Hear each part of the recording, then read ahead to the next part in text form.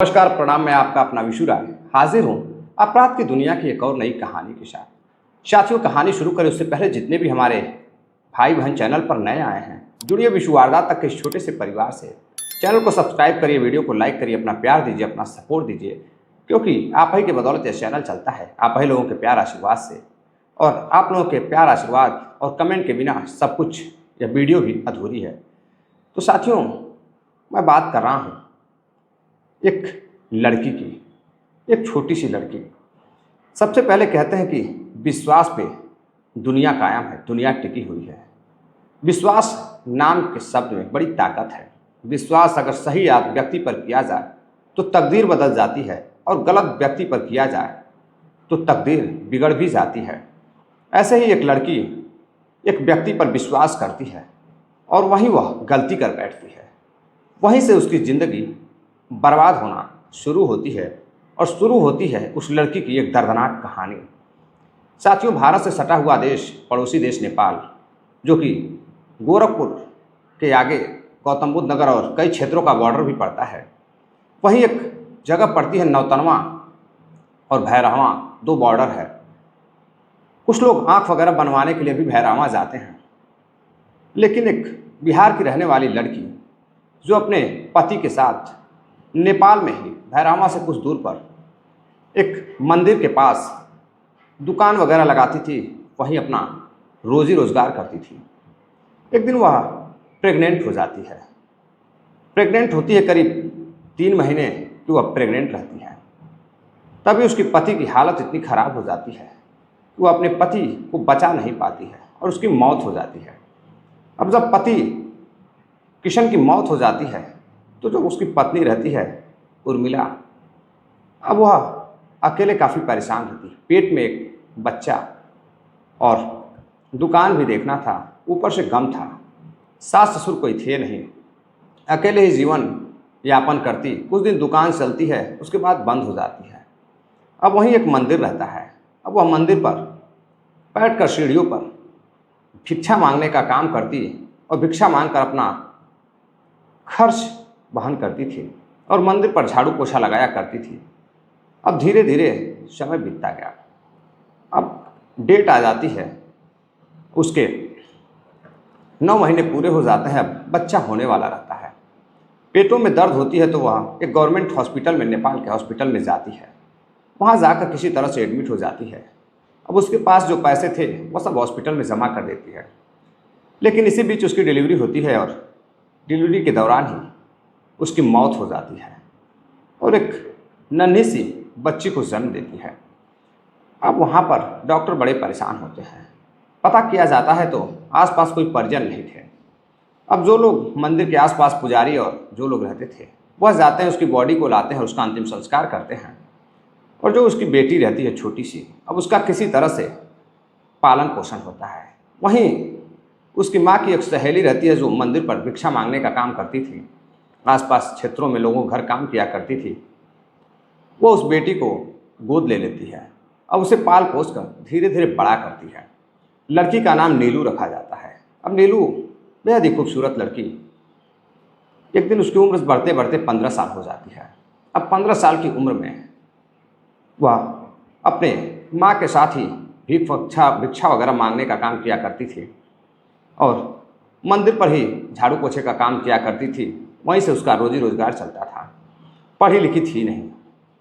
अब इधर नेपाल का ही एक पुलिस वाला वर्दी धारी उसके पास पहुंचता है, उससे बातचीत करता है और बातचीत करता है, उसे काम दिलाने के लिए अपने साथ लेकर अपने कमरे पर जाता है।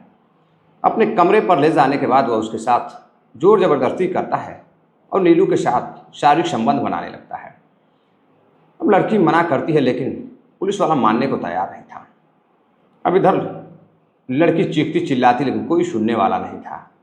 अब उधर पुलिस वाला उसके साथ ज़बरदस्ती करता है। अब इसी बीच पुलिस वाला कहता है कि वो उस लड़की को बहुत प्यार करता है, बहुत मानता है, वो उससे शादी कर लेगा और उसे ढेर सारा पैसा देगा। अब लड़की पैसे और शादी के लालच में आ जाती है और किसी को कुछ भी नहीं कहती। अब आए दिन उसी सीढ़ियों पर वह भिक्षा मांगती और काम धाम अपना करती, झाड़ू पोछा लगाती थी। धीरे धीरे समय गुजरता गया और पुलिस वाला अक्सर कर उसके साथ ले जाकर कमरे पर बुलाकर, कभी होटल में बुलाकर जोर जबरदस्ती करता रहा। अब एक दिन लड़की को पता चलता है कि वह प्रेग्नेंट है, और जैसे ही उस पुलिस वाले को वह बताती है कि वो उसके बच्चे की माँ बनने वाली है, मात्र 15 साल की छोटी सी लड़की, तभी पुलिस वाला कहता है कि ठीक है, मैं बहुत जल्द तुमसे शादी करूँगा। तभी पुलिस वाला वहाँ से फरार हो जाता है और वह लड़की उसे ढूंढती रहती है, लेकिन उसका कुछ पता नहीं चलता है।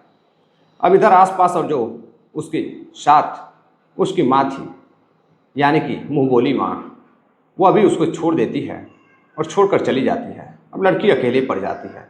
जब नीलू अकेले पड़ जाती है तो वह अपने पेट में पल रहे बच्चे को किसी तरह काम धाम करके पालती पोसती।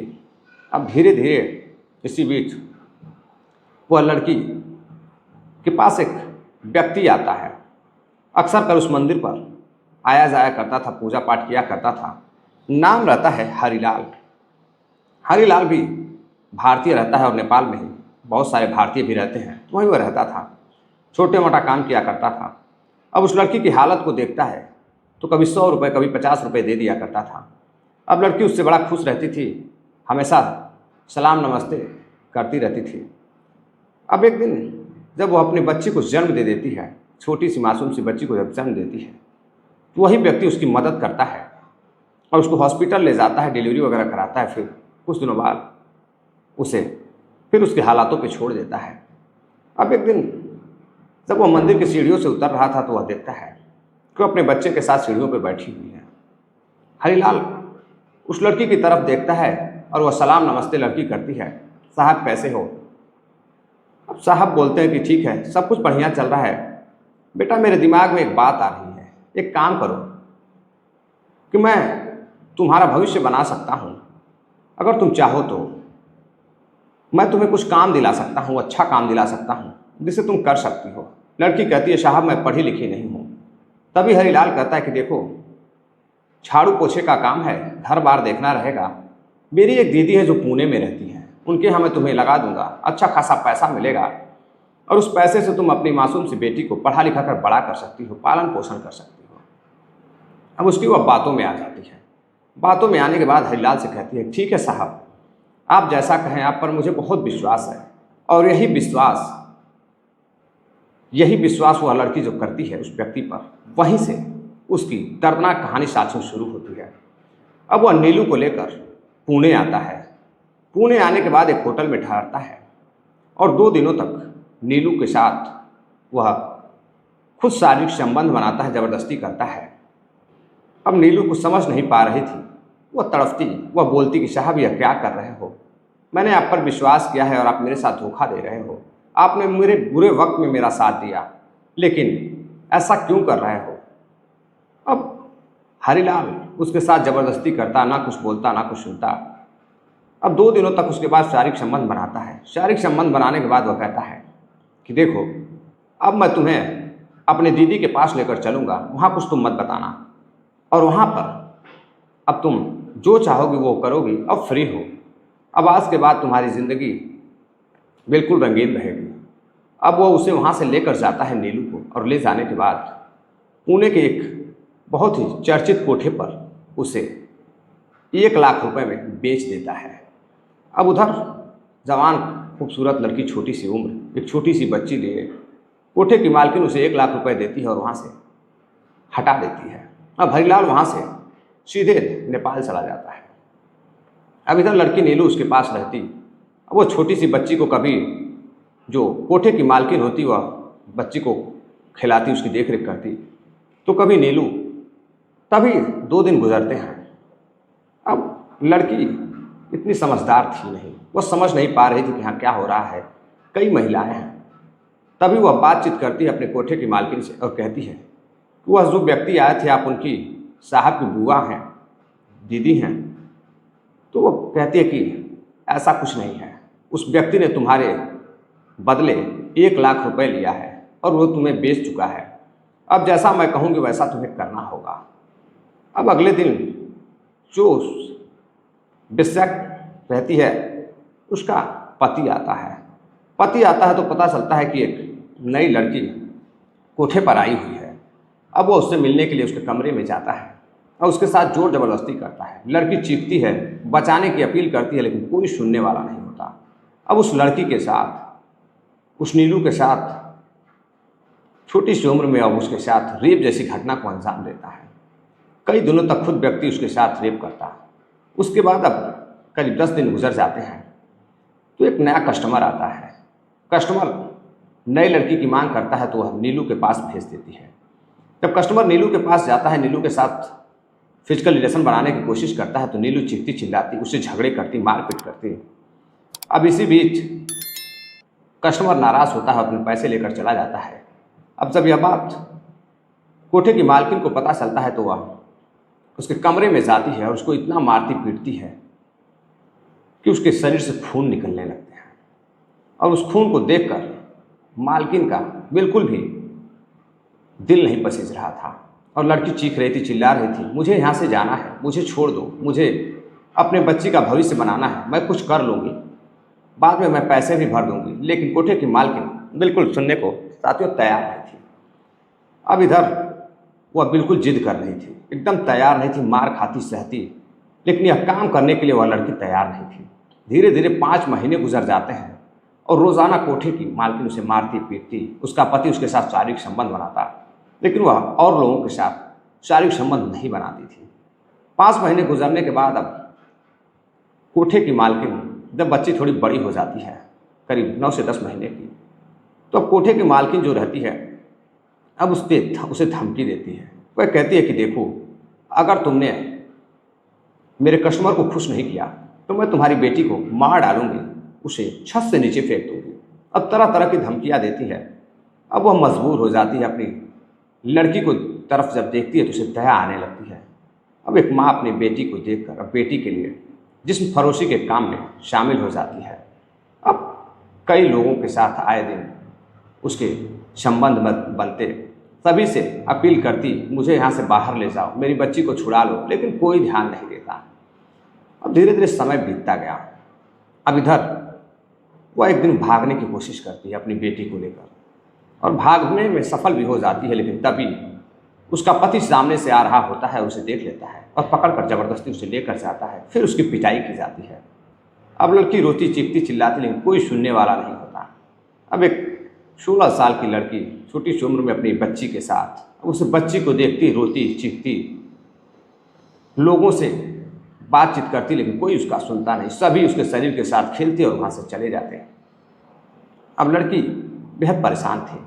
इधर कोठे की मालकिन भी परेशान हो चुकी थी, क्योंकि वह इतना जिद करती थी कि कस्टमर उसके खराब हो रहे थे। अब इसी तरह एक दिन एक 60 साल का सेठ उसके कमरे पर नशे में जाता है और सेठ मालकिन से कहता है कोठे से कि मुझे कोई नई उम्र की लड़की चाहिए। तभी सामने नीलू आ जाती है और जब वो नीलू को देखता है तो उसे देखता रहता है और पागल हो जाता है और कहता है कि बस मुझे यही लड़की चाहिए। अब सेठ काफ़ी पैसे वाला रहता है, तभी मालकिन कहती है कि इसके कम से कम 50,000 रुपये लगेंगे। अब सेठ 50,000 देने को तैयार हो जाता है और उस लड़की को कमरे में ले जाकर उसके साथ फिर से शारीरिक संबंध बनाता है। अब लड़की उस सेठ से कहती है कि सेठ, मुझे तुम खरीद लो, मुझे तुम यहाँ से लेकर चलो, मैं तुम्हारे साथ रहूँगी, मैं तुम्हारा काम करूँगी। अब सेठ की ना तो पत्नी थी, ना घर पर कोई था, एक बच्चा था, वो भी बाहर रहता था। अब सेठ अपने कोठे की मालकिन से बात करता और कहता है कि मुझे यह लड़की पसंद है, एक काम करो, तुम इसके कितने पैसे लोगे। अब वह जो कोठे की मालकिन रहती है वह कहती है कि मुझे 3 लाख रुपए दे दो और इसे ले जाओ। अब सेठ सोचता है कितनी जवान लड़की कहाँ मिलेगी। अब वो अपने हवस के लिए उस लड़की की जो बोली लगती है उसका पैसा देता है और 3 लाख रुपए देने के बाद उस लड़की को अपने घर लेकर जाता है। अब लड़की अपने बेटी को लेती है नीलू और लेकर उसका मुंह देखते हुए बेहद ही खुश अंदाज में, जैसे कोई जेल से रिहा हो रहा हो, वह सेठ के साथ जाती है। लेकिन सेठ आए दिन उसके साथ शारीरिक संबंध बनाता, कभी दारू के नशे में आता तो कभी दवा खाकर आता, कभी नशीली गोलियां खिलाता। अब नीलू जब उससे परेशान होने लगती है और जब बार बार वो अपने बेटी को देखती है तो उसे एक बात याद आती है कि अगर वह इस जंजल में रहेगी, ऐसे सेठ और ऐसे लोगों के बीच में रहेगी, तो अपने बेटी को नहीं पढ़ा पाएगी। जो लोग उसके शरीर को नोचते खाते हैं क्या शायद ही ऐसा हो कि वह उसकी बेटी को छोड़ दें। अब वो अपनी बेटी की तरफ देखती तो वह फिर सोचती, बार बार सोचती कि अब वह यह काम नहीं करेगी, अब वह यहाँ से भी भाग जाएगी। लेकिन सेठ ताला लगा कर जाता था, जहाँ भी जाता था घर में ताला लगा कर चला जाता था। एक दिन उसका बेटा आता है तो वह बेटे को बताता है कि यह नौकरानी है, घर में काम करती है, बेचारी बहुत गरीब है। अब बेटा भी दया खाता है और वहाँ रहता है कि चलो पिता हैं, पिता का काम धाम करेंगे और घर पे ही रहेंगे। लेकिन उसे अपने पिता की हकीकत पता नहीं थी। अब वहाँ से वह फिर बाहर जहाँ कमाता था वहाँ चला जाता है। और नीलू जब तक उसके बेटे से कुछ कह पाती कि सेठ उसे दबा कर रखता, उसे धमकियाँ देता। अब इधर वह बेटी से डरी हुई थी, कहीं उसकी बेटी को कुछ हो न जाए, और बार बार उसे एक ही बात सता रही थी कि अगर वह यहाँ से नहीं जाएगी तो उसकी बेटी की भी ज़िंदगी खतरे में हो जाएगी। और आज वह जिस हालात में है उसकी बेटी भी उसी हालात में ज़िंदा रहेगी। अब वह एक दिन सेठ से कहती है कि सेठ, मैं आपको बहुत प्यार करती हूँ, मैं आपसे बेहद प्यार करती हूँ, अब मैं आपके साथ रहने के लिए तैयार हूँ, आज से मैं कुछ भी आपको नहीं कहूँगी। अब सेठ बड़ा खुश होता है, 2 दिनों तक उसके साथ फिजिकल रिलेशन बनाता है। नीलू कुछ भी नहीं बोलती। और एक दिन वहाँ से जब सेठ अब उस पर विश्वास करने लगता है बेहद, तो वो अब ताला नहीं लगाता था। अब नीलू एक दिन अपने बच्चे को लेती है और लेकर वहाँ से एक व्यक्ति के पास जाती है, बातचीत करती है। तो वह बताता है कि पास में एक NGO है, आप उसके पास चले जाओ और वहाँ जाकर अपनी सारी हकीकत बताओ। फिर नीलू एक NGO के पास जाती है और वहाँ एक महिला से बातचीत करती है। बातचीत कर वो अपनी सारी हकीकत बताती है, लेकिन उसके पास इसका कोई सबूत नहीं रहता। अब NGO में उसकी बेटी को एक हॉस्टल में धीरे धीरे जब बच्ची बड़ी हो जाती है तो उसको एक NGO के माध्यम से हॉस्टल में डाल दिया जाता है। अब वहीं उसकी बेटी बड़ी होने लगती है, खेलने लगती है, पढ़ने लगती है। और इधर माँ खुद NGO में काम करने लगती है, NGO में जुड़ जाती है। और आज वह नीलू बेहद खुश है अपने बच्चों के साथ। और यह सारी कहानी मीडिया को नीलू ने खुद बताई। आज नीलू अपने बेटी के साथ उसके साथ बेहद खुश है। आज उसकी बेटी धीरे धीरे करीब 10 से 12 साल 15 साल की हो चुकी है। और आज उसकी बेटी भी खुश है और उसकी बेटी भी पढ़ लिख रही है। और उस नीलू की ख्वाहिश है कि उसकी बेटियाँ रानी ऑफिसर बने और ऐसे जुल्म जिन भी बहन बेटियों पर होते हैं उनके खिलाफ वह लड़ाई लड़े। उनको बचाने के लिए आज भी नीलू उस NGO में काम कर रही है। तो साथियों, यह थी एक 15 वर्षीय लड़की की दर्दनाक कहानी। इस कहानी को सुनाने का उद्देश्य साथियों आपको जागरूक करना है, किसी को दिलों को ठेस पहुंचाना नहीं है। तो चलते चलते साथियों, कुछ साथियों ने कमेंट किया है जिन्होंने अपना नाम लेने की अपील की है। हंसराज राजपूत हैं, राजस्थान के रहने वाले हैं। प्रियांशु गुप्ता है, उत्तर प्रदेश आजमगढ़ के रहने वाले हैं। सोहनलाल शेटिया ब्यावर राजस्थान के रहने वाले हैं। सुनील चौधरी जी हैं, सेंट्रल जेल बीकानेर के रहने वाले हैं। KM राय हैं, या जोधपुर बॉर्डर पर काम करते हैं। फैज़ल खान अजमेर के रहने वाले हैं। तो साथियों, आप सभी जितना प्यार देते हैं और आगे भी जो प्यार आप देते रहेंगे और आप कमेंट जो करते हैं, उस कमेंट को पढ़कर मुझे बहुत खुशी होती है। जो भी कहानी में कमी होती है या जो आप नया ऐड करना चाहते हैं वो आप अक्सर कमेंट कर बताते हैं, तो मुझे काफ़ी अच्छा लगता है। बहुत कुछ आपसे सीखने को मिलता है और आप ही के प्यार आशीर्वाद की बदौलत मैं यहाँ तक हूँ, मेरा चैनल यहाँ तक पहुँचा है और यह चैनल आप ही का चैनल है। तो साथियों, कहानी कैसी लगी? इस कहानी को ज़्यादा से ज़्यादा शेयर भी करिएगा लोगों तक और अपना प्यार दीजिएगा, राय दीजिएगा। तो चलते एक बार फिर से आप सभी साथियों को नमस्ते, प्रणाम, जय हिंद।